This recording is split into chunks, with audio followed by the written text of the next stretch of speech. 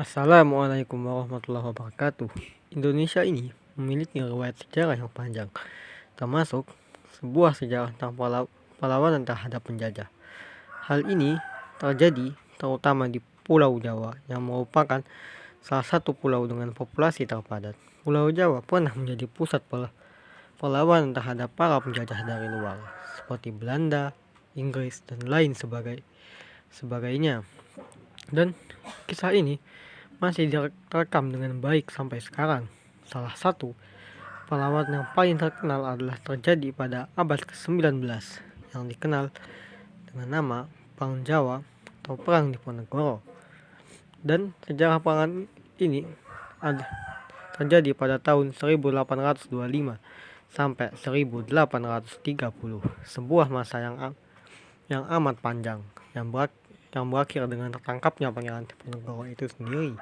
Bagaimanakah sejarahnya?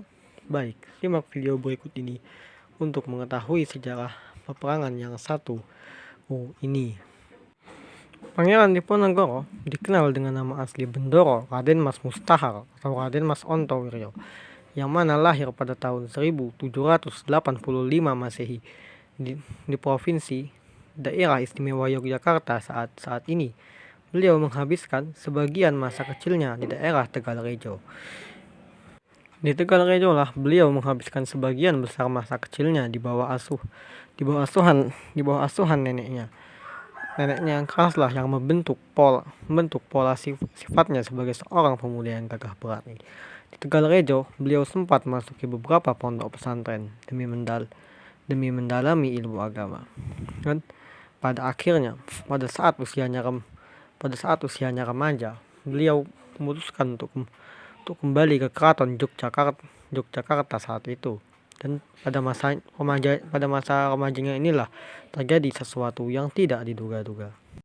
Masa itu adalah masa penjajahan Inggris, yaitu kedatangan pasukan Inggris ke Indonesia, tepatnya ke Pulau Jawa, yang mana mereka juga menguasai beberapa wilayah lain di sekitar pulau tersebut. Pasukan Inggris datang ke Pulau Jawa setelah mengalahkan pemerintahan Prancis yang dipimpin oleh Johnson.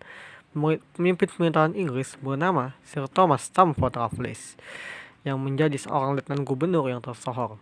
Sedangkan pada saat itu, Sultan Yogyakarta adalah Sultan Hamengkubuwono II yang menolak untuk tunduk pada penjajah yang sombong seperti Inggris.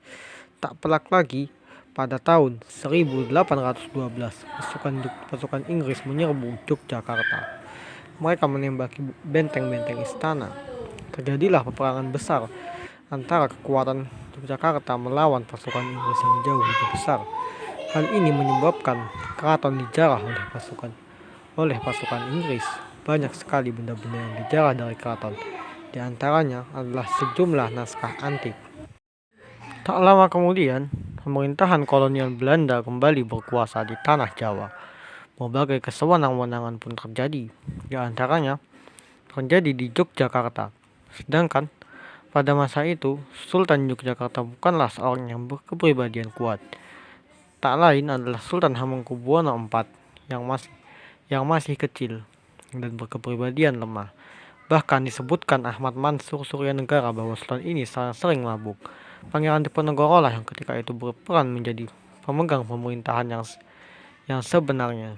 Dan beliau sangat murka melihat Sultan muda ini terduduk diam sementara Belanda berbuat berbagai macam kekejaman. Maka beliau pun melancarkan perlawanan antara 1885 sampai 1830 dan meraih kemenangan melawan Belanda di berbagai tempat, di antaranya di daerah Lengkong dan Kasuran, sampai membuat Belanda kewalahan karena beberapa pos pertahanan Belanda berhasil direbut oleh pangeran ini. Akhirnya Belanda menerapkan strategi benteng Stelsel dan berhasil menangkap pangeran dengan cara pengkhianatan, yaitu penipuan dalam perundingan. Demikianlah akhir kisah Perang Diponegoro, di mana sang pangeran akhirnya ditawan dan ditangkap oleh kolonialis Belanda setelah melalui perundingan palsu yang penuh dengan pengkhianatan. Dan ini menjadi awal mula bagi sejarah kebangkitan nasional Indonesia. Assalamualaikum warahmatullahi wabarakatuh.